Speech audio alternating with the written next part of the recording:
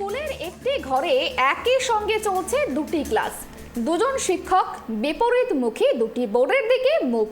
পড়াশোনার প্রতিযোগিতা হচ্ছে দেখলে মনে হবে হ্যাঁ, কথাটা অবিশ্বাস্য হলেও সত্যি ঘটনা। দক্ষিণ দিনাজপুর দক্ষিণ 24 পরগনা জেলার মথুরাপুর 2 নম্বর ব্লকের রায়দিঘি বিধানসভার বাহিরচক গোড়ানকাটি প্রাথমিক বিদ্যালয়ের ঘটনা। দেখুন।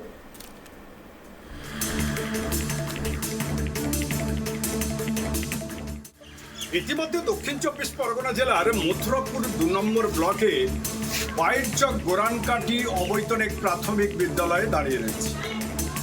দাঁড়িয়ে থেকে একটা জিনিস উপলব্ধ হয়েছে, এমন একটি স্কুলে আছি যে স্কুলে আইলার সময় ঘরে ক্ষতিগ্রস্ত হয়। দেখতে দেখতে কয়েক বছর কেটেছে, এখনো পর্যন্ত কিন্তু ঘরের কোনো সংস্কার হয়নি। আমার ভিডিও জার্নালিস্টকে বলবো একবার দেখাতে স্কুল ঘরের চিত্রটা। এই ঘরটি ইতিমধ্যে কিন্তু বারবার জানিয়েছে সরকারের কাছে, তাতে কিন্তু এখনো পর্যন্ত কোনো কাজ হয়নি। তবে এই স্কুলের শিক্ষকদের একটা জিনিস দেখা গেছে, পাশে একটি পাকা স্কুল রয়েছে নিচুর তলা, উপর তলার 10 বছর আগে তৈরি হলেও সেখানে কিন্তু এখনো ক্লাস চালু করা সম্ভব হয়নি। তবে আমার ভিডিও জার্নালিস্টকে একবার বলবো ওই স্কুলটাই যাওয়ার জন্য। একদম অভিনব দৃশ্য, যে স্কুলে চতুর্থ শ্রেণী এবং তৃতীয় শ্রেণীর ছাত্ররা একই ঘরে পড়ছে। পেছনের দিকে একজন শিক্ষক রয়েছে, তিনি চতুর্থ শ্রেণীর পড়াচ্ছেন, আর একদিকে আরেকটি শিক্ষক রয়েছে, তিনি তৃতীয় শ্রেণীর পড়াচ্ছে।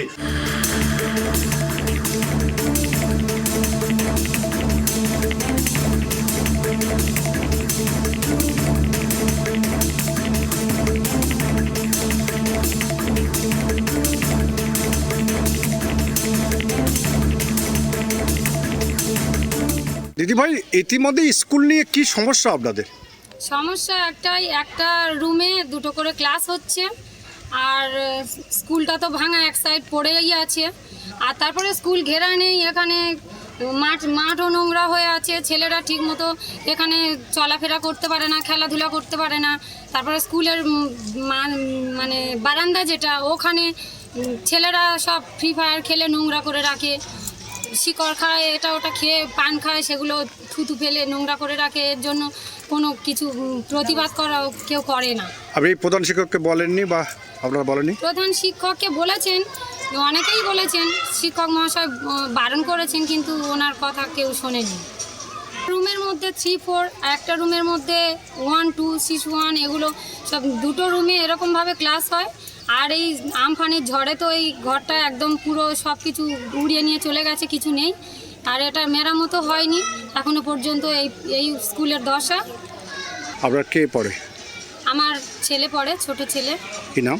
অনিরুদ্ধ হালদার। গোড়ানকাটি অপ্রা বিদ্যালয়ের প্রধান শিক্ষক সুচয় খামারু। তো আমার সমস্যা, এই একটা রুমেই আমি এবং আমার যিনি সহকারী শিক্ষক ক্লাস করতে এক প্রকার বাধ্য, পরিস্থিতি অনুযায়ী চালিয়ে দিতে হচ্ছে। তো আপাতত আমি এপারে ক্লাস করছি এবং আমার যিনি সহকারী শিক্ষক উনি ওই পারে ক্লাস 3 ক্লাস করছেন। কিন্তু কি করে সম্ভব হচ্ছে, একটা ঘরে আপনিও শিক্ষক তিনিও শিক্ষক, কি করে সম্ভব? সম্ভব না, মানে সম্ভব তো আমাদের খুবই অসুবিধা হয় বা হচ্ছে, কিন্তু ওই বললাম যে পরিস্থিতি অনুযায়ী আমাকে পরিস্থিতি বাধ্য করছে মানুষ। ইতিমধ্যে তৃতীয় শ্রেণীর যে ক্লাস চলছে সেই ক্লাসে ঢুকবো। আমার ভিডিও জার্নালিস্টকে বলবো একবার দেখাবার জন্য। এই ক্লাস এমন একটি ক্লাস যে ক্লাসের মধ্যে তৃতীয় শ্রেণী এবং চতুর্থ শ্রেণী একই সঙ্গে পড়াশোনা চলছে। আমার ভিডিও জার্নালিস্টকে বলবো একবার দেখাবার জন্য। আমার ডান দিকে রয়েছেন তৃতীয় শ্রেণীতে পড়াচ্ছেন একজন শিক্ষক, একই স্কুল, আরও একটি বোর্ড রয়েছে, ব্ল্যাকবোর্ডটা দেখাতে বলবো, এদিকেও একটি ব্ল্যাকবোর্ড রয়েছে। আর অন্যদিকে আমি আমার ভিডিও জার্নালিস্টকে আবার বলবো, একদম একই ক্লাসের ডান দিকে আমার রয়েছে একদম আরেকজন শিক্ষক, যিনি প্রধান শিক্ষক, তিনি কিন্তু চতুর্থ শ্রেণী পড়াচ্ছেন, চতুর্থ শ্রেণী ক্লাস পড়াচ্ছেন, উন্নতি একজন ব্ল্যাক রয়েছে। এই অভিনব দৃশ্য, অভিনব স্কুল একমাত্র দক্ষিণ 24 পরগনা জেলার মথুরাপুর 2 নম্বর ব্লকেই সম্ভব। কিন্তু কি করে সম্ভব হচ্ছে? শিক্ষকদের সঙ্গে কথা বলে জানা গেছে অপারগ তারা ছাত্রছাত্রীদের পড়াবার জন্য বাধ্য এই পন্থা অবলম্বন করতে হয়েছে। দক্ষিণ 24 পরগনা থেকে কমল রিপোর্ট, প্রাইম টিভি।